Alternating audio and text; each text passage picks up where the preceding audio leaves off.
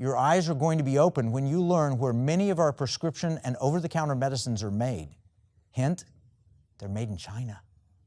But did you know that a large number of Americans died from medicines made in China that were tainted and prescribed in American hospitals? Let's start with a clip from episode 6, and then we'll walk through the battle plan and what you should do about it.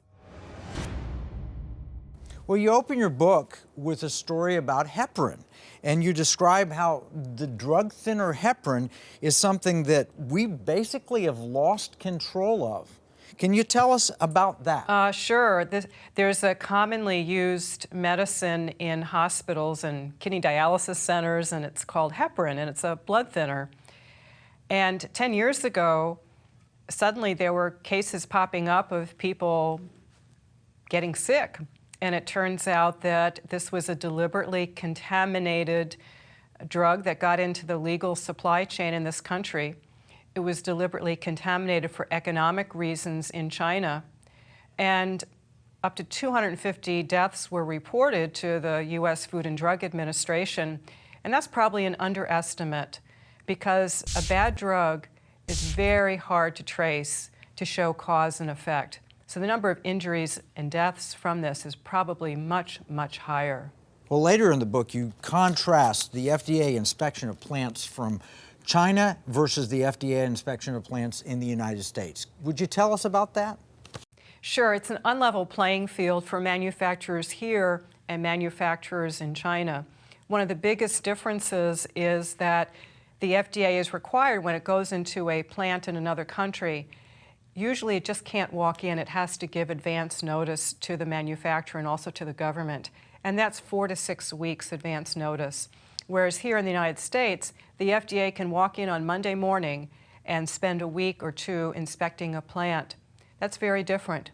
In the 4 to 6 weeks, when companies have notice, there's a lot that they can do to clean up things before the FDA comes. So that does create an unlevel playing field. How often do FDA inspections happen here versus how often they happen overseas?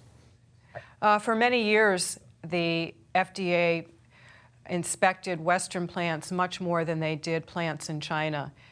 In fact, it was quite shocking to see back in the 90s, we've uncovered an FDA memo written by a very dedicated public servant who said, we have no idea where these drugs are coming from, these key components, and they could get to the president.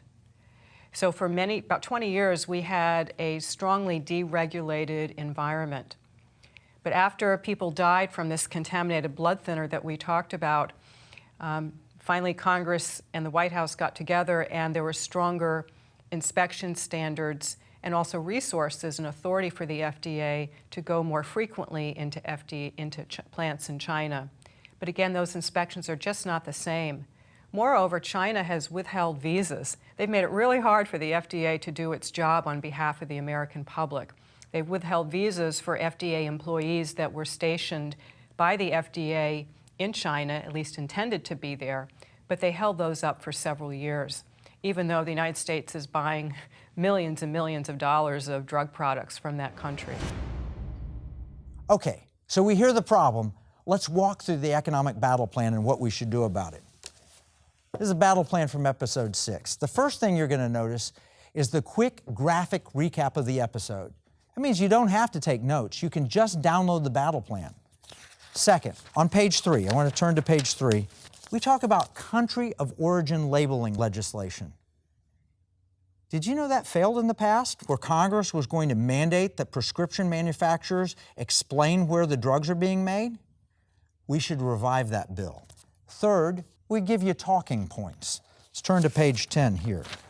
In the talking points, we give you things that you can be talking about. You know, when they have those town hall meetings, when your congressman finally comes out of his office to come and meet with you, you can share with him some of the talking points on how medicines are a strategic asset, why we need a tracking and forecasting system.